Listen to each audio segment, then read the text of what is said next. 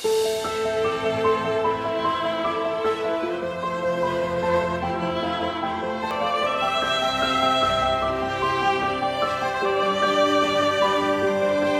маселеси да каралбайт да. Ремонтта болбойт же башталат. Эмнегенде биздин документибиз жок да. Оңун ардагында бирдин үй турат, биягында бир үй турат. Проектisi жок, эчтекеси жок эле салып алышты. У нас тоже этот же вопрос, на который мы не можем найти ответ.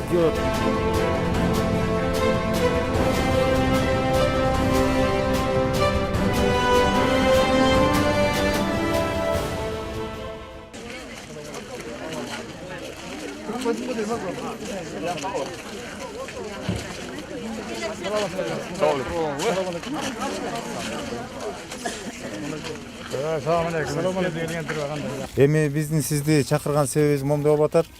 Биздин Төкөлдөш конушунда 903 турак жайыбыз бар. 900. Бир 5,5 миңден ашуун калкыбыз жашайт. Анан биздин көйгөй ушул болуп атат. Мынау эки көчөбүз бар. Бири мынау кийинки көчө Достоевский деп коет. Бири ушул көчө. Ушу экөөнүн алганда жалпысынан бир 250 чакты үй бар да, турак жай. 250 турак жай.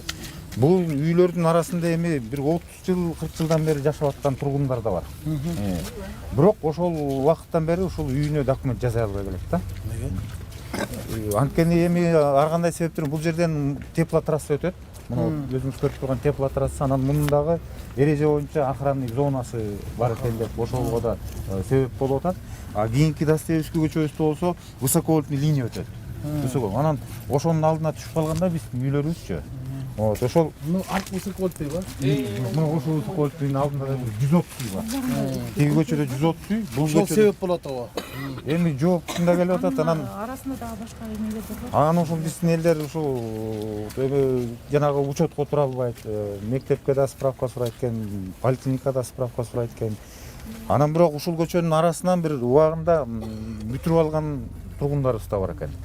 Үйүнө документ жасап алган жашоочуларыбыз да бар. Ушул эле көчөдө. Так ушул көчөдө бар да, саналуу үйлөрчү. Саналуу үйлөр. Анан эми ошол көйгөйүбүз менен чыктык сизге. Полковник милиция бакчысы. Данный момент аз жасап атам, пенсиядан. Азыр аяқта элдин көйгөйүн бар. Мен жашаган мына 40 жылга жакындап калды ушул жерге. Сиз уш көчөдө турасызбы? Мен Мендерей көчөсүндө турам. Документиңиз барбы сиздин? Меники жок.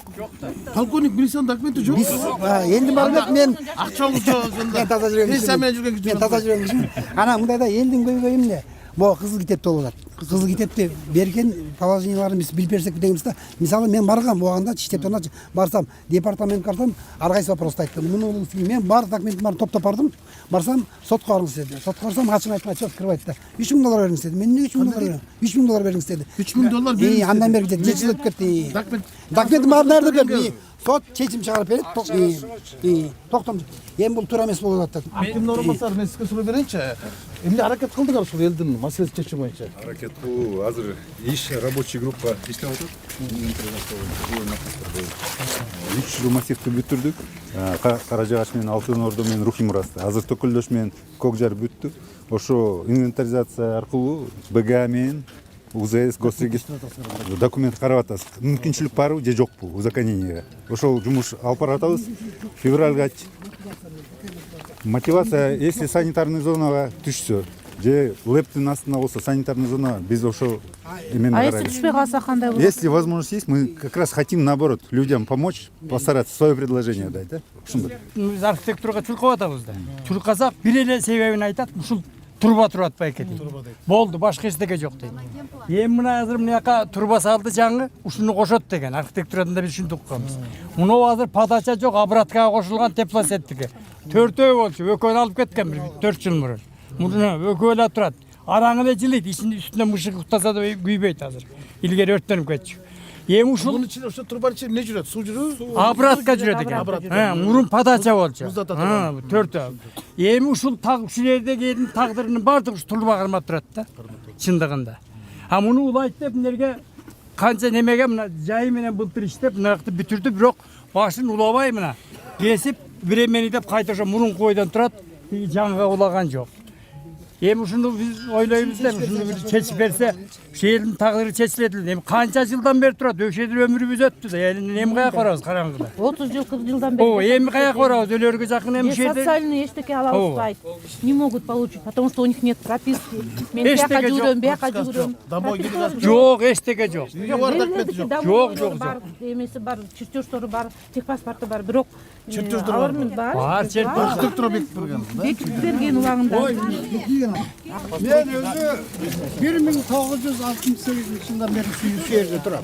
Şu yerде турасыз. Ушул жерде турам. Мына Мен менделе төрөлгөндөрдөн бери турат экенсиз. эми угуп тур. Ошо сен төрөлгөндөгү балдар азыр небире чөбүрөлүү болуп калды. Бирок ошол 1968 жылы алган домовой кинигам бар. Бирок ошодон бери мен кызыл китеп ала албай койдум. Bundan 10 жыл мурун айтты, кызыл китеп алышка болот экен. Жүгүрсөңүз болот деди. Жүгүрдүм, ары жүгүрдүм, бери жүгүрдүм. Госрегистрге бардым. Госрегистрге барсам айтты, байке үйдү кайерден чертеж кылып чийишибиз керек деди. Андан бир кызды жиберди, ал келип чийди. Анан госрегистр мени архитектурага жиберди. Архитектурага барсаңыз, эми сиздики документиңиз даяр, ошол жерден кызыл китеп берет деди. Кызыл китеп ал жерге апарып берсем айтты, 2 күндөн кийин келиңиз. 2 күндөн кийин результатын айтабыз деди. 2 күндөн кийин барып айтсам айтты, красный линияда турасыз, берилбейт деди. Анда мен айттым, ай менин үйүмөн кийин 2 үй экөөнүн тең кызыл китеби бар. Эмне үчүн алардыкы бар дагы мени 68 жылдан бери бербейсиңер десем, аны өткөндөгүлөр уже жасаткан, а сиз жасай албай калгансыз дейт. Бул жерде коррупция бар. Ошол жерде акча таппай калгансыздар. Ошо ойдон акча жок да мен уже каякта акча. Эми мына силер азыр депутатсыңар, ушул канча депутаттар келип ушул көйгөйдү айтып кеткен. Мен сага ишенем, телевизордон деле баягы көрүп жүрөм. Эми Кудай эме кылсын, муну депутат эле баягы келет, тетис жактан теплотрастан эч ким келбейт, муну алыш үчүн ошолор айтыш керек болчу. Алла. Түшүндүм Аксакал. Эми ушуну силер бир эме кылып турбан машинада жасап берсеңер жакшы эле болот эле. Азыркыга чейин менин балдарым ошол пропискасы жок. Пропискасы жок. Каякта болот? До сих пор ходим вот такими бумагами. До сих пор ходим вот такими. Мына ушундай. Бар ушундай. Илгерки. Ушу боюнча эле жүрөбүз. Бар экен да бул. Нет, токтом. Чертеж сделали. Не ставят. Токтом бар да бөлүп бергенчи мына анан эмне токтом болгондон кызыл китеп чыгарып бербейт. Значит вопрос 69 года уже до сих пор ходит. Ушул болчу да. Илгери ушумен эле. Домой киргүшүл болчу. Ушумен эле сатып берип. Жарабайт дейт, муну үргүтүп берет экен. Выкиньте да койду болду.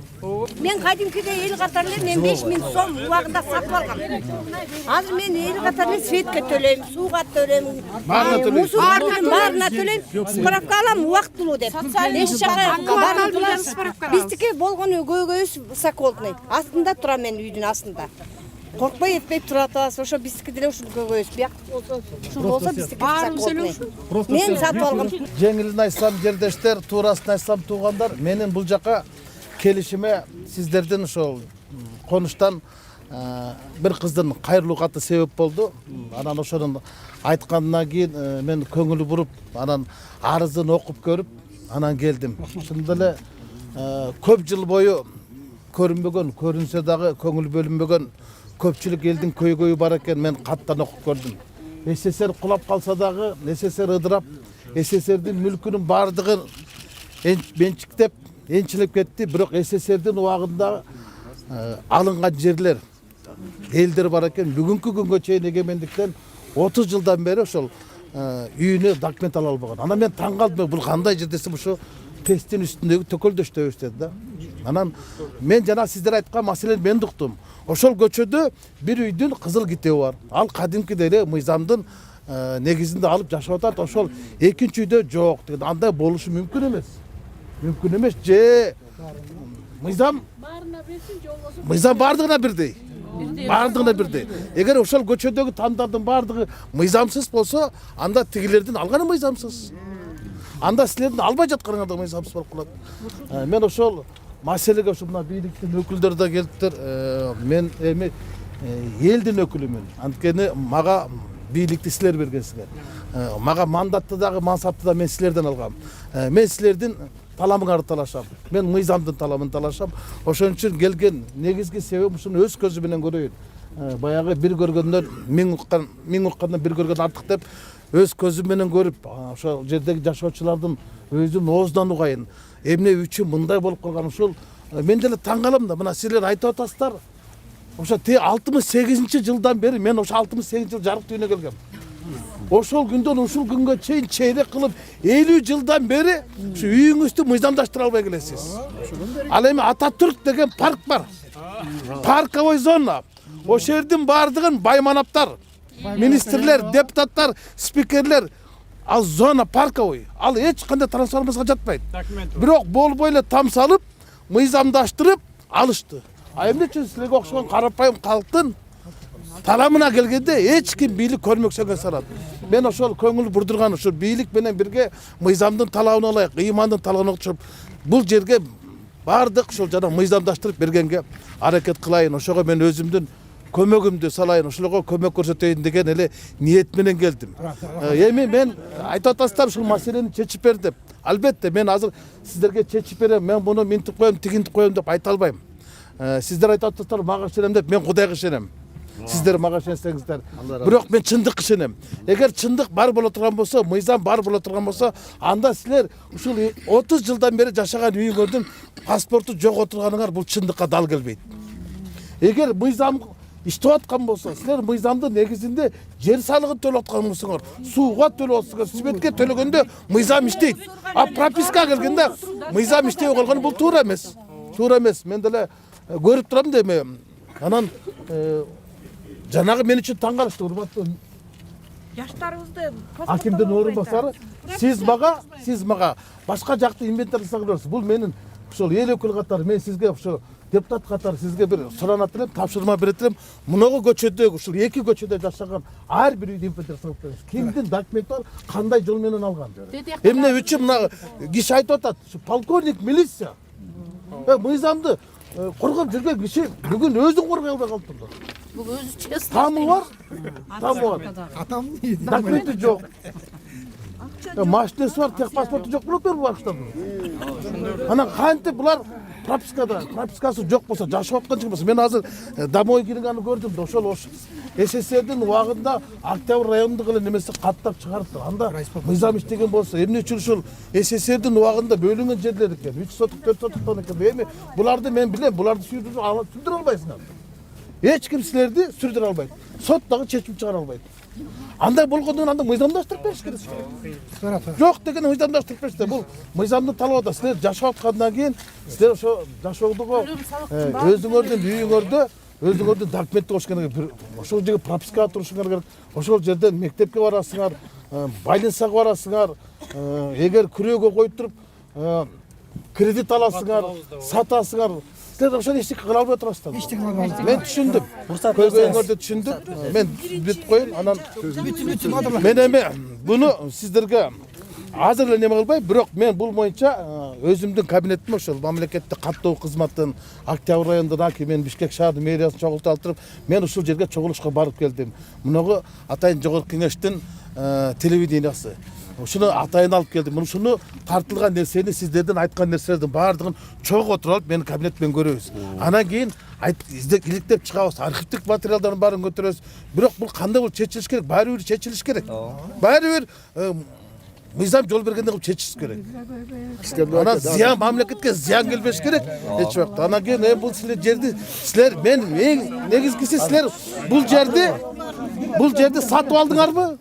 Же басып алдыңарбы? Убагында сатып алгансыңар, убагында кезекке туруп алгансыңар. Берде мындай жерди басып алган эмессиздер да. Сатып алган жерди анан мен көрүп атпаймынбы? Басып алган жерлерди деле мыйзам менен мыйзамдаштырып. Ошон үчүн мен бул маселени көтөрө алам. Ага менин акылымдагы алымда жетет. Ошо жогорку кеңештин трибунасынан да айтам, анан ошо бүткүл ошо тиешелүү ведомство министрликтер менен бирге ушул маселени чечкенге өз салымымды кошоп, ошого гана убада бере алам.